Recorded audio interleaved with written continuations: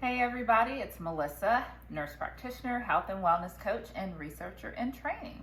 So today we are making some roasted chickpeas, something that's quick and easy, no surprise there, simple, delicious, and nutritious. I like these roasted chickpeas because they can be used as a snack. Not that we always need snacks, but if you're looking for something that's easy that you can pack and take with you, that's a grab and go, that's inexpensive, and that's also providing you good complex macro and micronutrients. Chickpeas are just that, power foods. And so you can also use roasted chickpeas, by themselves as a snack, or if you want to add them as a salad topper, or as part of, a salad where you're going to add some other grains and herbs and other vegetables. So let's get to it. What we've got here, again, simple, can of chickpeas.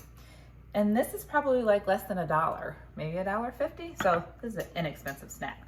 I've already gone ahead and rinsed and drained these. So this is a whole can. We've rinsed and drained them. We've got some sea salt. And what we'll do is just put the ingredients together in the bowl as we talk about it. How about that? So there's the chickpeas. We've got about a half a teaspoon of sea salt.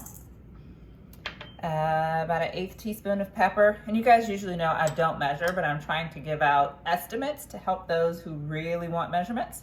This is cumin, love it. You'll find this oftentimes in a lot of Middle Eastern or Greek dishes. So we have, and hummus, very integral to that. So we'll have, I think that's about a teaspoon of cumin we've got in there. Cumin. And I'm adding just a little bit of kick. So this is 1 clove of fresh garlic. Okay, you do not have to do that, but sometimes I just like adding a little bit of something. And then we've got a tablespoon of olive oil. Sweet, that is it. So what we're gonna do, this is fun if you wanna get your kids involved and get messy and get close to the food. So we're just gonna mix that on up, just like that. So we're mixing it up, don't squeeze too hard and crush your chickpeas. Another cost saving thing that you can do if you want to buy the bag of chickpeas, which is going to yield a whole lot more than this for almost the same price. And you want to, soak those, cook them. You can cook them quickly in your Instant Pot. And then you've got quite a bit more chickpeas for less than what you can pay for in the can. So that's just another cost savings tip.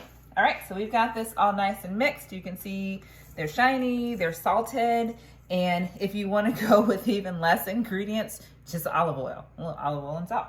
So I have put a little bit more olive oil on this pan already and just kind of spread it around with my fingers. And we're gonna do that. I've got my oven preheating on 350. All right, so we're gonna do nice that. And again, sometimes if you don't want to mess up dishes, right? I did this for aesthetics. Just put everything on the pan and, pour and shake and you're done. Easy peasy, less cleaning. Okay? Got my towel, I'm gonna clean all that off. And 350 is usually where I set it. Hey, we're almost there. I'm a little impatient. It's not gonna make a difference if we go ahead and put it in now.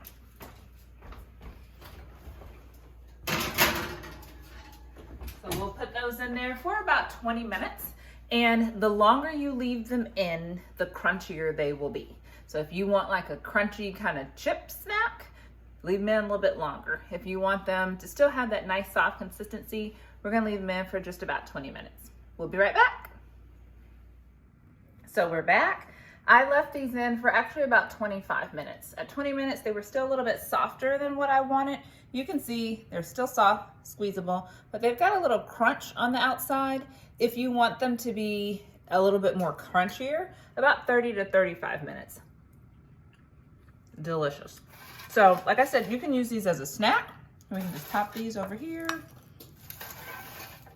That's about a 4th cup of chickpeas. Got some good protein, some good fiber, and relatively inexpensive. Once you let these cool off, you can put them in a bag, put them in the refrigerator. They're good for, I don't know, a few days, but I mean, really, you're gonna eat those up. So let me know what you think and do something good for yourself. Make good food, eat real food. Have a great day.